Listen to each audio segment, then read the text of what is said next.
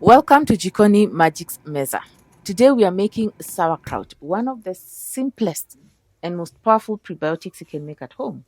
If you're trying to reset after all the December indulgence, this is really a good place to start.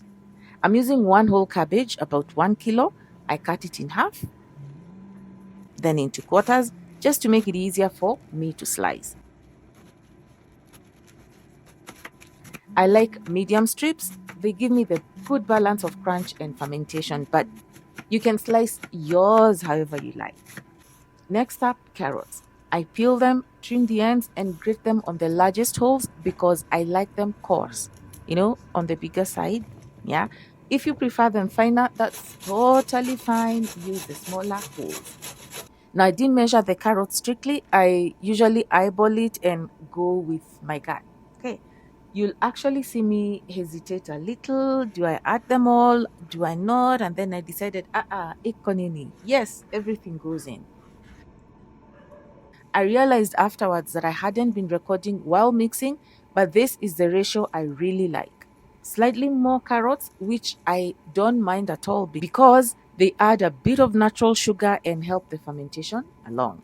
Now for the salt. My rule of thumb is to salt it just slightly more than I would a coleslaw. That usually lands me in the right recommended range of 2 to 2.5% by weight. So, what does this mean for you who's listening to me? For 1 kilo of cabbage, that's about 20 to 25 grams of salt. Does a few important things. Please note, it keeps harmful bacteria away, it encourages good lactic acid bacteria, and gives you kraut that stores well and tastes balanced. Too little salt can give you a soft kraut and yeast issues. Too much salt, on the other hand, slows down the fermentation process and makes it too harsh for your taste buds. So, yeah, strike a balance. If this kind of intentional and thoughtful cooking is your thing, please subscribe to this channel. I share recipes and techniques that care for your body, your food, and your kitchen. Yeah. Now it's time to knead.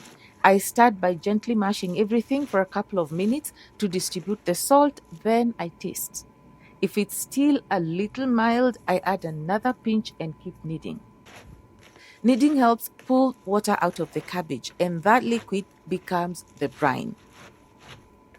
The brine keeps everything submerged, pushes out oxygen, and protects the kraut from spoilage. It also jumpstarts fermentation by releasing sugars early, which helps the good bacteria to work faster and drop the pH sooner.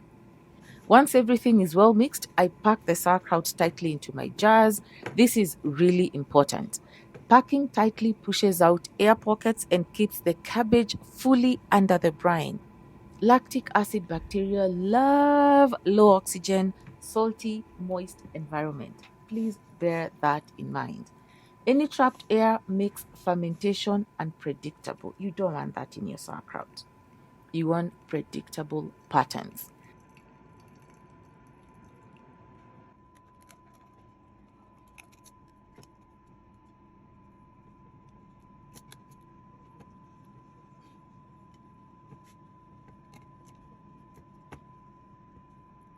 Before sealing, I wipe the jars clean, remove any cabbage or carrots that are not submerged because fermentation will only happen under the brine. Above it, things can spoil.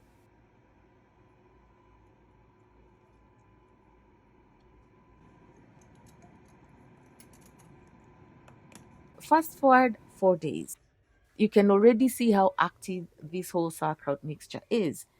I burp the jars daily, and sometimes the liquid even spurts out, as you can see in the video.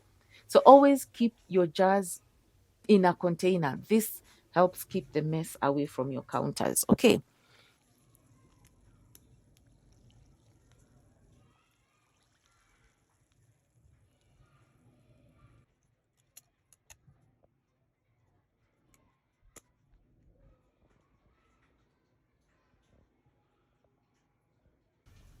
I like my sauerkraut at about 2 weeks, but start tasting earlier, especially if this is your first time making sauerkraut.